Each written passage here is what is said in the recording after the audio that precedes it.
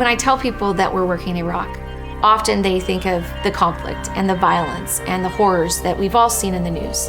This is a country that for generations has had a really rich history of religious pluralism and diversity. It was the cradle of civilization. Unfortunately, when ISIS came in 2014, it completely destroyed that hope for so many. The Yazidi community was decimated. The Christian community was given 48 hours to completely leave their ancient homeland overnight. And so entire communities that had survived for generations were now being forced out of Iraq.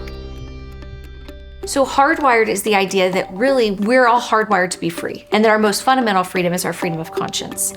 Our ability to live out the dictates of our own conscience and to live in accordance with our values. That's what we're all about. Pluralism, for us, is where communities can actively engage one another across their deepest differences, where they don't have to look and sound the same, where they can have differences and yet still be united and be peaceful and coexist. We started working with teachers from many different religious communities who had fled and who would one day return. And those teachers are an inspiration to us every day, because when ISIS was defeated, the hate remained and their schools were violent and it wasn't safe for them, but they were able to go back in and start that process of rebuilding. We began training teachers in our pedagogy and in our teacher training program to understand pluralism, to understand the freedom of religion or belief for all people, to understand human dignity, and to understand, most importantly, how to help children that had been taught to hate, how to overcome those feelings and replace them with feelings of respect and love and a deep sense of dignity and freedom for one another.